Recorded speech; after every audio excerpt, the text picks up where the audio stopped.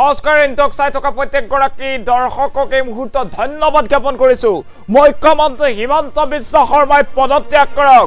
গৃহ বিভাগৰ একো কাম নাই আৰু কাম বন নাইকিয়া ল'ৰাবিলাকে হাতত হেংদাং লৈ অটপালি কৰি ফুৰিছে আৰু আৰক্ষীয়ে একো কৰিব পৰা নাই।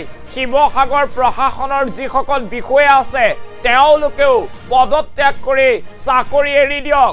এনেদৰে এতিয়া হুংকাৰ প্ৰদান কৰা হৈছে মুখ্যমন্ত্ৰী হিমন্ত বিশ্ব শৰ্মাই পদত্যাগ কৰক। মুখ্যমন্ত্ৰীৰ দায়িত্বত থকা গৃহ বিভাগৰ কাম নাই, হাতত হেংদাং লৈ কাম বন নথকা ল'ৰাবিলাকে অটপালি কৰিছে, মানুহক কোবাইছে আৰু এই ক্ষেত্ৰত শিৱসাগৰ প্ৰশাসনেও একো কৰিব পৰা নাই। শিৱসাগৰ প্ৰশাসনৰ প্ৰত্যেকজন বিষয়াই পদত্যাগ কৰি চাকৰি এৰি দিয়ক। এনেদৰে মন্তব্য কৰিছে এতিয়া সংখ্যালঘু নেতা মুছাব্বিৰ আলী আহমেদে। ডাঙৰ মন্তব্য কৰা দেখিবলৈ পোৱা গৈছে। উজনি অসমত উজনিৰ পৰা মিয়া খেদাৰ অভিযান আৰম্ভ কৰিছে দল সংগঠনে আৰু তাৰ বিৰুদ্ধে এতিয়া জাঙুৰ খাই মন্তব্য মুছাব্বিৰ আলী আহমেদৰ। এই মুহূৰ্তত সবিশেষ খবৰ জনোৱাৰ চেষ্টা কৰিছো। মুহূৰ্তত ডাঙৰ খবৰ, মুখ্যমন্ত্ৰী হিমন্ত বিশ্ব শৰ্মাই পদত্যাগ কৰক। মুখ্যমন্ত্ৰীয়ে পদত্যাগ কৰিব লাগে। গৃহ বিভাগৰ কাম নাই ৰাজ্যত, সেয়েহে গৃহ বিভাগৰ দায়িত্বত থকা মুখ্যমন্ত্ৰীয়ে পদত্যাগ কৰক।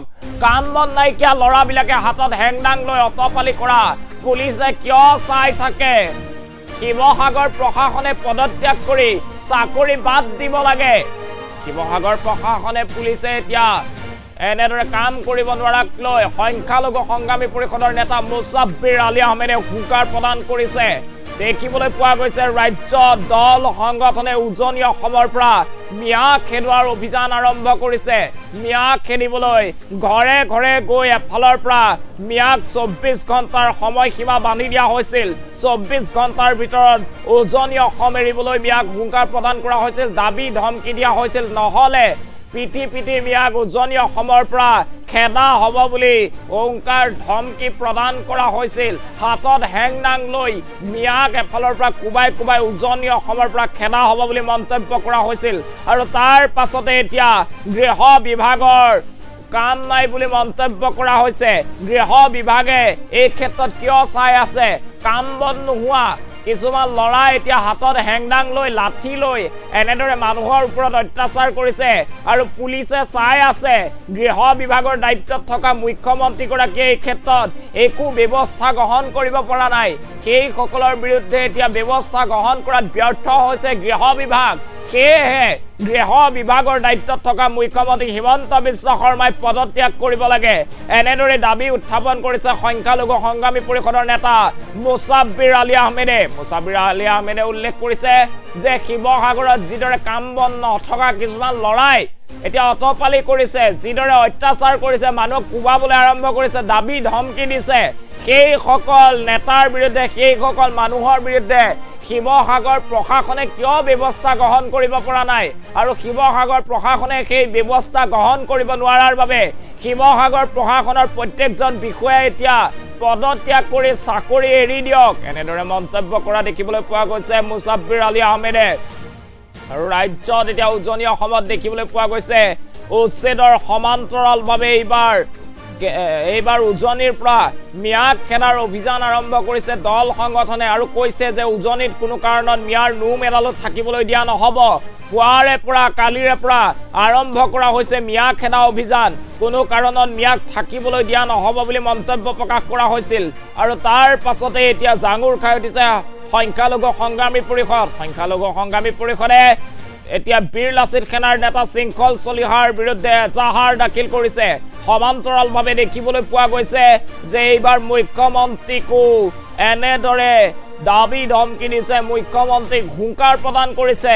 গৃহ বিভাগে যদিহে কাম নাই কৰা তেনেহ'লে গৃহ বিভাগৰ দায়িত্বত থকা মন্ত্ৰী মুখ্যমন্ত্ৰী হিমন্ত বিশ্ব শৰ্মাই পদত্যাগ কৰিব লাগে।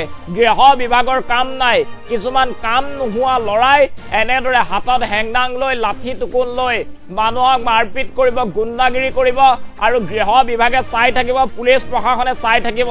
এনে ক্ষেত্ৰত এতিয়া গৃহ বিভাগ চূড়ান্তৰূপে ব্যৰ্থ হৈছে। সেয়েহে গৃহ বিভাগৰ দায়িত্বত থকা মুখ্যমন্ত্ৰী হিমন্ত বিশ্ব শৰ্মাই পদত্যাগ কৰিব লাগে।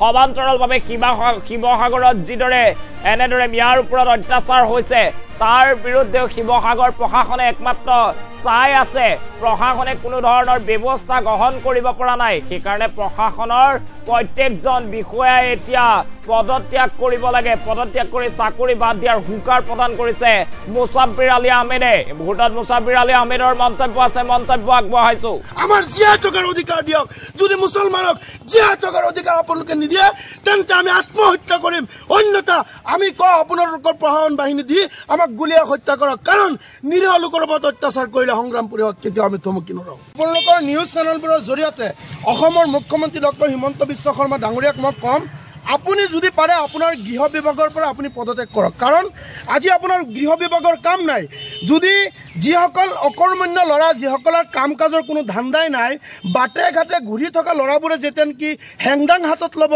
লাখতি হাতত লৈ পেলাই নিৰীহ লোকক মাৰপিট কৰি খেদি পঠিয়াব পুলিচ প্ৰশাসন নাই নেকি মই আজি আপোনালোকৰ নিউজ চেনেলৰ জৰিয়তে কম শিৱসাগৰ প্ৰশাসনক তেওঁলোকে পদত্যাগ কৰি পেলাই চাকৰি বাদ দিব লাগে কাৰণ তেওঁলোক ব্যৰ্থ হৈছে আমাৰ মানুহখিনিক নাগৰিকত্ব থকা মানুহখিনিৰ ওপৰত অত্যাচাৰ কৰিব সন্দেহযুক্ত শব্দ লগাই মানুহখিনিৰ ওপৰত অত্যাচাৰ কৰিব এই মানুহখিনিৰ ওপৰত অন্যায় কৰিব আৰু আপোনালোকে পুলিচ প্ৰশাসন আইন সকলোৱে চাই থাকিব আমি ইয়াত বহি থাকিম নেকি গতিকে তেওঁলোকক কওঁ পুলিচ আইন প্ৰশাসন এই শিৱসাগৰ জিলাৰ সকলোৱে তাৰ পৰা চাকৰিৰ পৰা ৰিজাইন দিব লাগে অসমৰ মুখ্যমন্ত্ৰী গৃহ বিভাগটো তেখেতৰ ব্যৰ্থ হৈছে গৃহ বিভাগৰ পৰা অসমৰ মুখ্যমন্ত্ৰী ডক্টৰ হিমন্ত বিশ্ব শৰ্মা ডাঙৰীয়াই পদত্যাগ কৰিব লাগে আৰু শৃংখল চলিহা চিতু বৰুৱা এই দুজন উদ্ভণ্ডালি কৰা যুৱকৰ ওপৰত যদি একশ্যন নলয় আমি অসম সংখ্যালঘু সংগ্ৰাম পৰিষদে তেওঁলোকৰ প্ৰতি আমি বাৰম্বাৰকে আমি এজাহাৰ দাখিল কৰিছোঁ গতিকে তেওঁলোকৰ ওপৰত একশ্যন লৈ যিসকল মুছলমান হওক মিয়া হওক অবিভক্ত ভাৰতৰ অসমৰ সন্তানৰ ওপৰত অত্যাচাৰ কৰা সকলৰ ওপৰত একশ্যন ল'ব লাগে